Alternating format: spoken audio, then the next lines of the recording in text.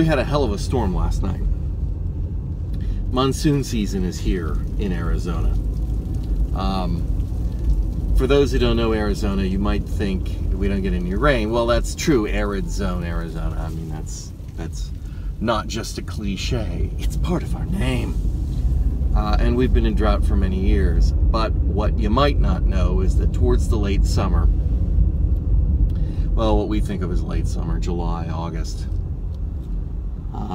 the humidity is increasing down in the Gulf of California and sometimes the Gulf of Mexico and just, you know, those areas as a whole. Oh, lights are out here. So we've still got some traffic restrictions. That's going to be lovely. All right, flashing red. That way everyone's on a four-way. Let's stay with this guy. You had no business going. Okay, those people go. Now that guy goes. Now I go. And hopefully everyone maintains the sense of order. Excellent. They didn't hardly hit me as they went a little sooner than they should have. More flashing lights ahead. This is going to be a lovely drive this morning. Cameras move.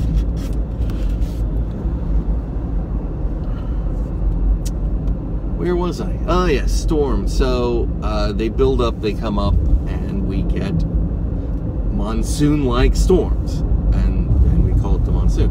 And they can be quite the gully washers. I believe 9-10 people were killed in the storm 2 nights ago up near Payson when a flash flood hit where they were. And the main library, which I'm not a fan of its design, but apparently the roof lifted and all the water poured through. It's a 6-story building, I think. And okay, you go, then we go. And it's amazing how many people don't know how to work a 4-way stop. Really is amazing. And so the library's closed. They had an inch of standing water on the first floor. If you think about that, that's 6 stories. That was a hell of a storm. We missed that when we were at dinner in a restaurant that was so blocked off. All we could tell was that there was rain going on outside. And then when we came out, the storm was over. But it was incredibly wet. It had obviously been a big storm. Last night, we were at home, and the storm was a big lightning storm, and it went on for quite some time. And I don't know what the damage is going to be like this morning, but obviously we've got a lot of power out. So I guess we'll see. I hope I didn't get to the office, because that's bad. Well, it's been an interesting day. I don't know if you can tell, but my hair has gone all Taiwan on me. That's because the humidity is up quite a bit, and it was about 50% earlier, which, you know, when it's nearly 100 degrees, that's humid. But as my hair goes. Anyway, we've had 2 long power failures today. One was maybe only 5 minutes long. The other was, I don't know, 10, 15. Not sure if it's because of last night's storms or because they've got, well, you can't see it, but there's construction behind me. And I saw they had a big digger out in the middle of the road, so they could be screwing up the utilities. Hard to say. That's always fun. Not that, you know, with the UPS as it is, and considering we have about a 3-hour runtime on our UPS now that we're beginning to downsize the equipment, we don't really have to do anything when the power goes out, except sit and wait. And if it goes more than, well, we were having a debate. It's possible that if you go more than an hour, they have to dismiss work anyway. But, you know, we could go 2 hours before we start shutting servers down, and it wouldn't even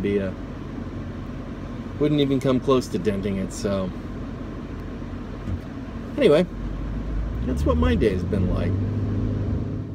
This may be wishful thinking, but we've got this new garbage can that's going to be, hopefully we can put it back in the kitchen with the dogs and they won't be able to open it.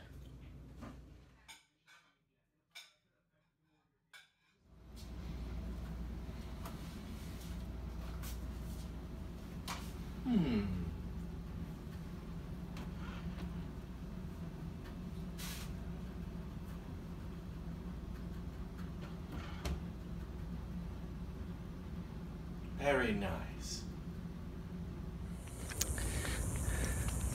So there's this global Pokemon event going on. It's quite humid. It's about 50%, which, you know, when it's in its 90s is substantial. That's why we're sweating. Anyway, this is a global Pokemon event. It went for between 9 and 9:30 local time. And the idea was just to catch as many as you can. Chuan and James went to downtown Glendale where somebody had organized an event, which is just basically an excuse to open the stores early and hope people will buy stuff. Michelle and I, coming back from breakfast, happened to pass the park here at exactly 8:59, and so decided a little walk would do us good. So we've been catching Pokemon, and when I say we, I mean me, because her phone's too old and doesn't play Pokemon anymore, which is very sad. It's very sad. I'm very sad for my little girl. Once every summer, at least once, frequently twice, we like to make our way to the wave pool over in Tempe. And that is where we are going today. It's, I won't be able to shoot video. I couldn't find my wrist strap for the GoPro. So there won't be any video in the wave pool. And, but it's basically, you know, kind of like being in the surf, the ocean, without the sharks, which makes it infinitely superior. It is my intent to turn my considerable culinary talents to making pot stickers in the near future. But first, we have to make a trip to Cho's Kitchen, which is, to my taster, so far the only place in town that makes particularly good pot stickers. So that's where we're heading before we go on to the wave pool. Because dumplings in a wave pool, it's kind of, there's a sort of like bobbing in the, yeah, that's a long story. We're done at the wave pool, and now we're heading for ice cream. And rather than just try the run-of-the-mill, I see you back there. Rather than just try the run-of-the-mill, we're going to try Doc's Artisanal Ice Cream, which sounds so pretentious that I may very well regret this, because usually pretentious goes with shitty, but we tell people it's good and they buy it. But we'll find out. It's got a lot of good reviews, but then there are a lot of people who can be easily swayed by pretension. I'm going because they either have chocolate, in which case I will have some, or they do not have chocolate, in which case I will proclaim them the shittiest ice cream place on the planet. It's up to them. Entirely up to them.